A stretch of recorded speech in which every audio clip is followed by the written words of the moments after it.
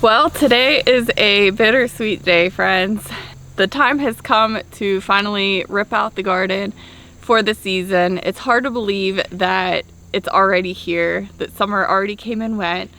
Today is actually September 1st. We are in gardening zone 6A, Western Pennsylvania, and we're about done. There's just a couple tomatoes here and there, a couple green beans here and there, but really nothing worth canning or preserving at this point. You know, the tomatoes, we'll pick what we can today and we'll, make sandwiches out of those and whatnot. But that's about it. So while we have the time today, we are going to start ripping out the beds, getting them prepped for winter. We do have some garlic to plant. Here in this gardening zone, we plant our garlic in the fall, and then it'll be ready to harvest late spring is kind of how it works. Yeah, we're just gonna start ripping stuff out and getting everything ready for winter, as sad as that is. But I am very grateful that we had a very successful season. My goal was 52 pints of green beans. We ended up getting 60 out of these full raised garden beds. With tomato sauce, I didn't really have a goal. I really wanted to focus on green beans this year. With the tomatoes, we got about 30-ish, maybe a little bit more than 30. Ideally, I would have liked to had 52 of those as well. But now I know that next year we need to plant an extra bed of those, and then that'll probably get me about closer to my goal. Although I did can extra stuff this year. I wasn't planning on like sloppy joe sauce,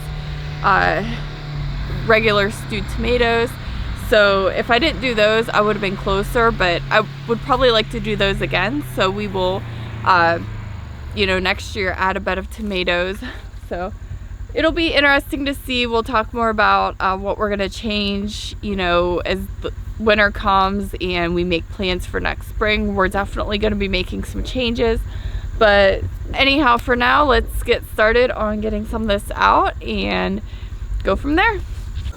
It looks like there's a lot going on with our tomatoes, but once you look closer, these are actually just weeds, which is insane that we have these beds almost fully covered, and that's all it took was just these little wee holes for the weeds to climb up in that we didn't get to.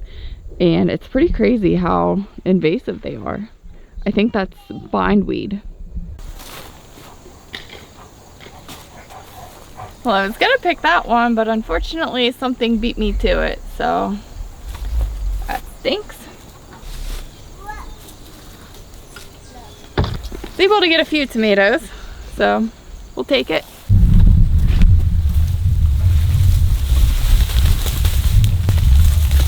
There's a big one.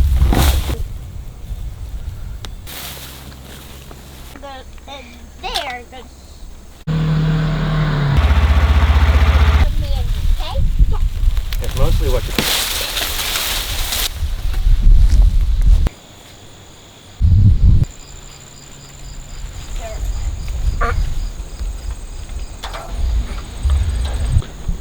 And just like that, all of the weeds are gone. All of the plants are gone. We did leave a lone tomato plant there. I don't know why it's growing there, where it came from. We must have had tomatoes in this bed last year. We did leave our tomato plants up for now. Those middle ones could definitely come out. They still might today if we have time. We're just gonna see if the rest of these ripen first. Hey, Taco. Where'd you come from? So yeah. For now, we are going to leave the wood on these beds.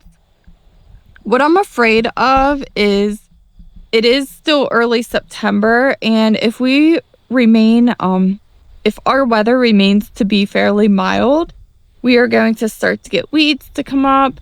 And so in an effort to minimize the amount of weeds that come up, we're just going to leave this on for now. We will wait until at least a first frost, possibly longer. I would say by like November, we will for sure remove these boards. They just lift up and off, and then we will put them in storage for the winter and reuse them again in the spring. But for now, we'll just leave them on. They're not hurting anything, and they, like I said, they will help suppress the possibility of any new weeds from arising. So for now, I need to pick a bed to plant some garlic in.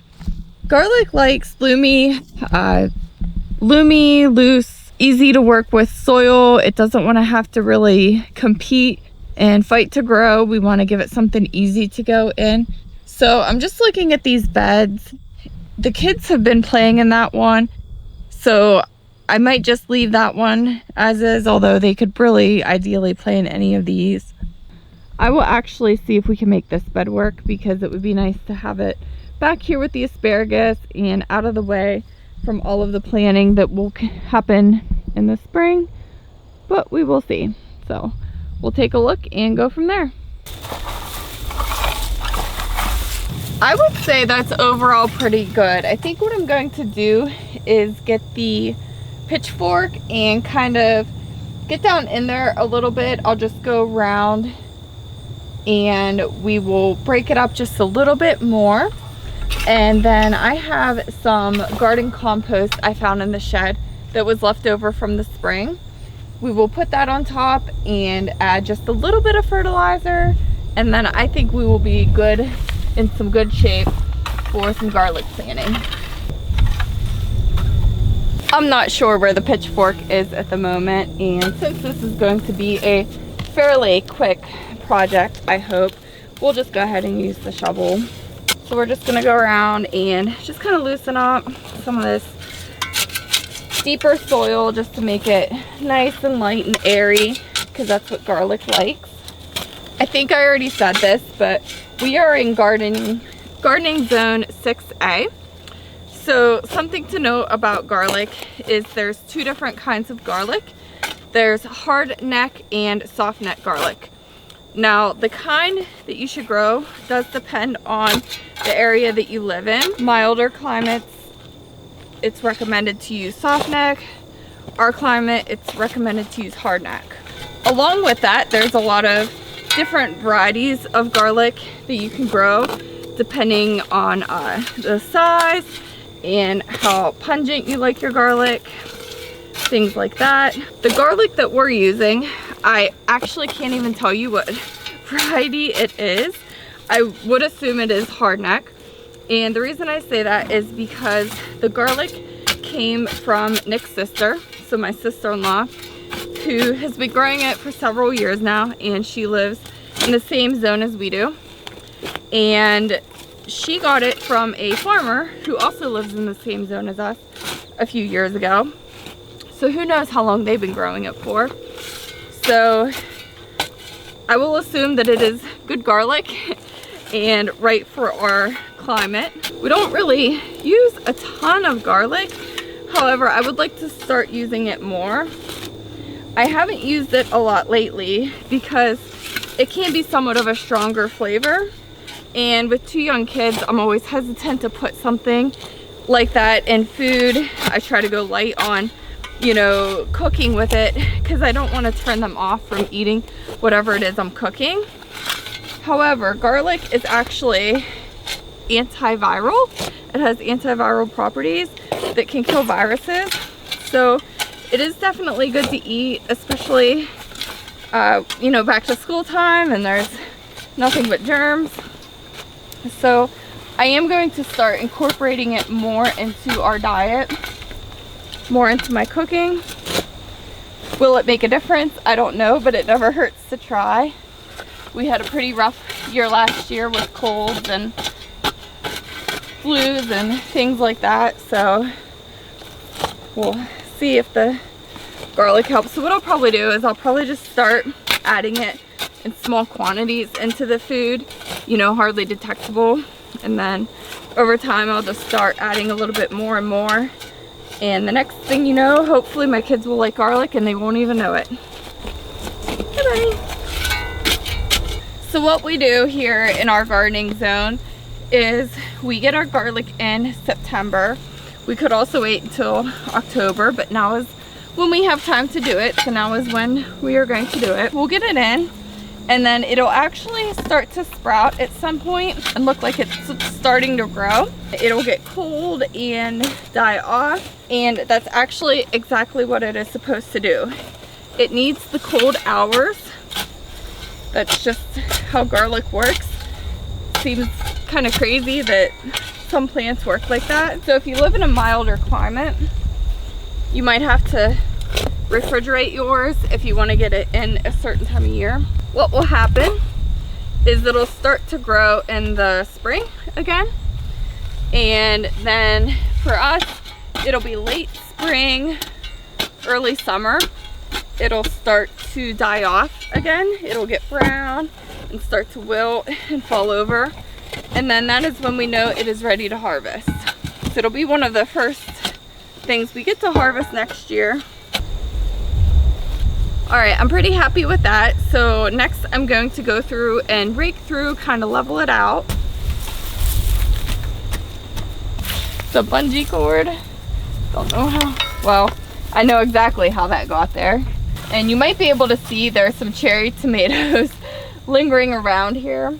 I'm not gonna worry about those. We'll just pretend like those are going to break down and compost, because that is exactly what they're going to do. There's the sun. All right, we will call that good. I'm gonna go ahead and put the soil down now that I have. What I'm using is this organic garden soil.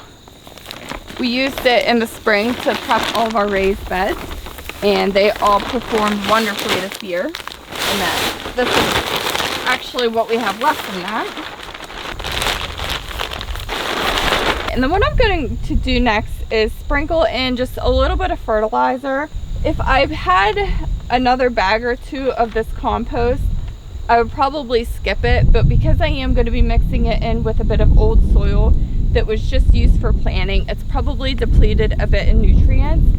So while this is going to add some nutrients, I would like to just make sure that we're in really good shape. We don't want to over fertilize it because we could kill and burn the plants, but I think just to add a little bit more will give it a good head start and we'll still be safe.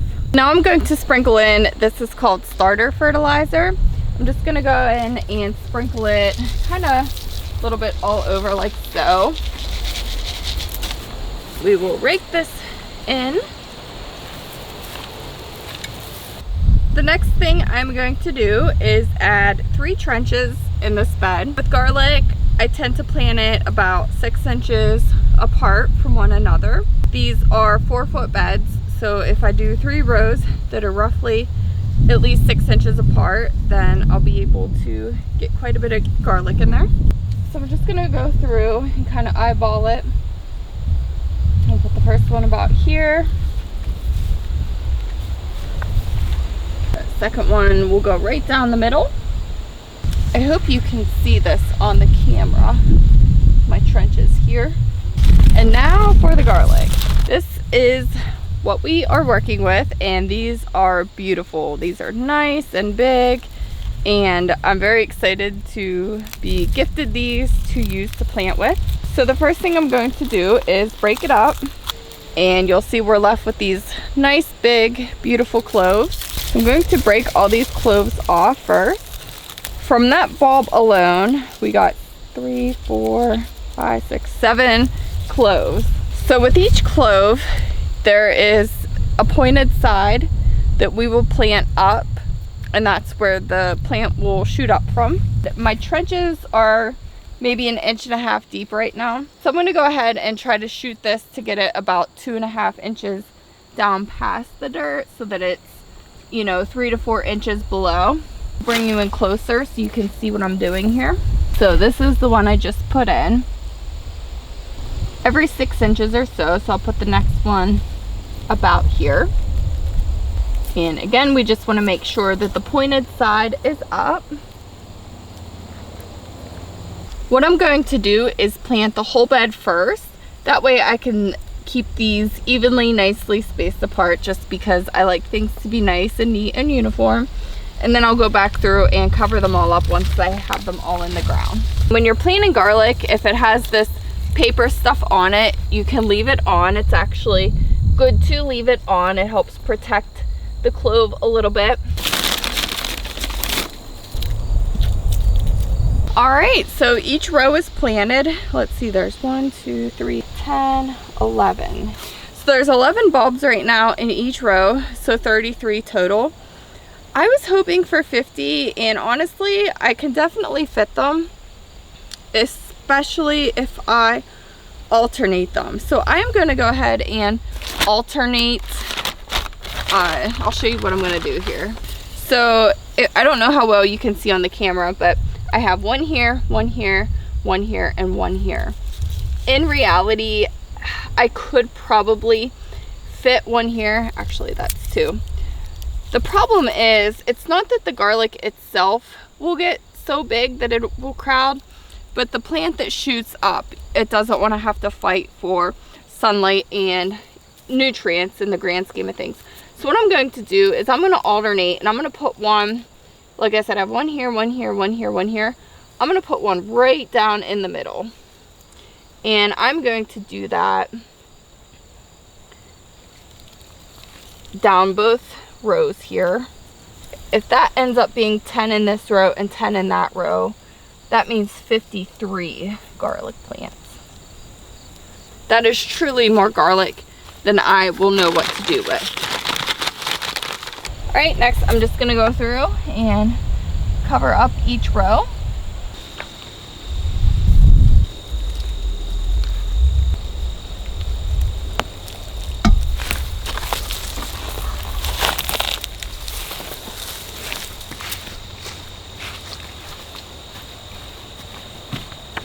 All right, we got all the garlic planted. I do have some wood shavings I saw in the shed that I could mulch this with. I think I'm going to go ahead and do that. I don't think we ever mulched the garlic before, but since we have it, why not? And so I will go ahead and add some of that on top, and then we will give this a good water and call it good. I just went to jump right in, and I was like, oh no, I forgot to turn on the camera. So I'm just gonna go around and kind of dust this all around.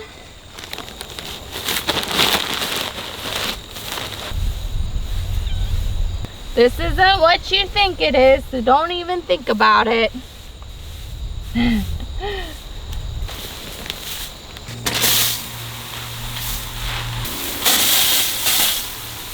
We currently don't have our drip irrigation hooked up to this bed. So what I'm going to do is give it a really good watering right now. Oh, there goes a mole.